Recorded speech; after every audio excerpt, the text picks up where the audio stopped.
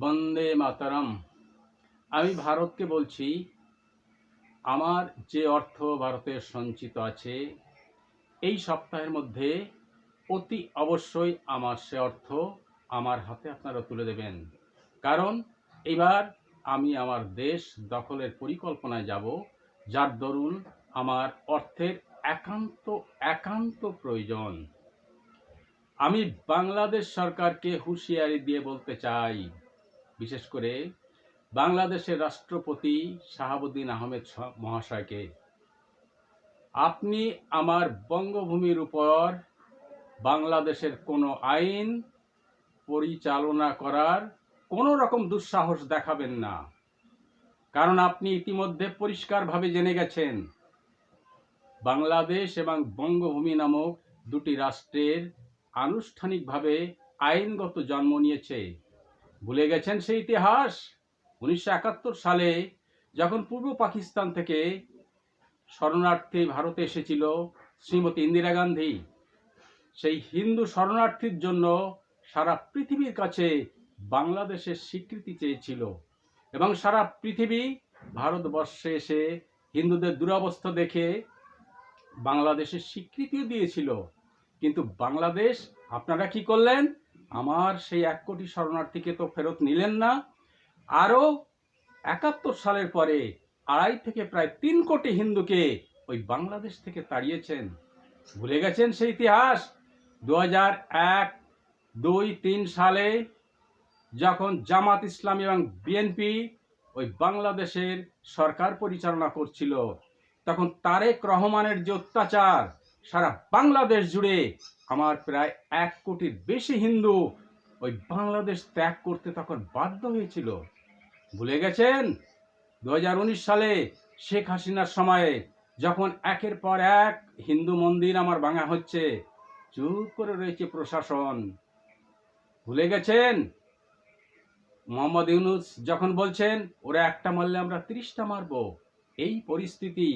তাই আমি বলি, পরিষ্কারভাবে হুঁশিয়ার দিয়ে বলছি, বাংলাদেশ সরকার, বিশেষ করে রাষ্ট্রপতি মহাশয়কে, কোনো রকম নির্বাচন আমার বঙ্গভূমির মাটিতে করার আপনি কোনো চেষ্টা করবেন না এবং অবিলম্বে আমার বঙ্গভূমি থেকে আপনাদের বাংলাদেশের সমস্ত আইন নিয়ম সব তুলে নিন এবং বাংলাদেশ সরকার ওই পদ্মার ওপারেই তৈরি করুন। আমার বঙ্গভূমির মাটিতে সরকার তৈরি করার কোনো রকম অপচেষ্টা করবেন না।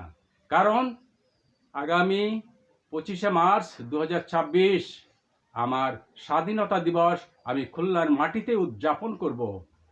আমি সেই হিসাবে প্রস্তুতি নিচ্ছি। আমি বিশ্বের সেই সব রাষ্ট্রকে বলছি, চীন, Russia, Britain, France, German, Australia, Bharat সহ যারা আমার বঙ্গভূমিকে স্বীকৃতি দিয়েছে, মান্যতা দিয়েছে, সেই সব রাষ্ট্রকে বলছি, এবার যে কোনো একটি রাষ্ট্র আপনারা প্রথমে মুখ খুলুন, কিভাবে আপনারা বঙ্গভূমিকে সহযোগিতা সমর্থন করবেন একথা বিশ্বের সামনে আপনারা খোলাখুলি বলুন। তারপর এক এক করে অন্যান্য রাষ্ট্রগুলো আপনারা এগিয়ে আসুন। কারণ আগামী 25শে মার্চ 2026 আমার স্বাধীনতা দিবস আমি এই খুলনার মাটিতে উদযাপন করব এবং বিশ্বের সমস্ত রাষ্ট্রকে বলছি, যারা 1971 সালে হিন্দুদের মুক্তির জন্য বাংলাদেশের স্বীকৃতি দিয়েছিলেন, আপনাদের কোনো রকম মর্যাদা ওই বাংলাদেশ রাখেনি। এবার সারা বিশ্বকে বলছি, আপনাদের মর্যাদা রাখবো আমি এবং আগামী 25শে মার্চের মধ্যেই আমার এই বঙ্গভূমি দখল করে খুলনার মাটিতে বিজয় দিবস উদযাপন করব সারা বিশ্বের বাসীকে নিয়ে, এই আশা রাখছি। এবং এই প্রসঙ্গে আমি পশ্চিমবঙ্গকে বলছি, আপনারা কোনো রকম কোনো প্রচেষ্টা চালাচ্ছেন না। আমি অনেকবার বলেছি, কেন্দ্র সরকারকে সঙ্গে নিয়ে পশ্চিমবঙ্গে যে বাংলাদেশি শরণার্থী হিন্দুরা রয়েছে তাদের তালিকা তৈরি করে রাষ্ট্রসংঘের হাতে তুলে দিন, কিন্তু আপনারা কোনো রকম কোনো চেষ্টা চালাচ্ছেন না। অত্যন্ত দেরি হয়ে যাচ্ছে আপনাদের। তাই বলছি, আপনারা অতি দ্রুত এই কাজ করুন। কারণ এই বাংলাদেশি শরণার্থীদের চিহ্নিত করে এদের তালিকা আপনারা রাষ্ট্রসংঘের হাতে তুলে দিন, কারণ এবার আমার বঙ্গবন্ধু রাষ্ট্র প্রতিষ্ঠার পালা। তাই পশ্চিমবঙ্গের অনেক দায়িত্ব রয়েছে। যেমন বিশ্বের যে রাষ্ট্র আমার বঙ্গবন্ধুকে স্বীকৃতি দিয়েছে, তারা এই পশ্চিমবঙ্গে তারা প্রদক্ষিণ করতে আসতে পারে, রাষ্ট্রসংঘ এখানে আসতে পারে। তাই পশ্চিমবঙ্গ এই সমস্ত দায়িত্ব আপনাদের পালন করতে হবে এবং একসঙ্গে কেন্দ্র এবং রাজ্য সহযোগিতা করে আমার কাজকে আপনারা সুগম করবেন। জয় বঙ্গ।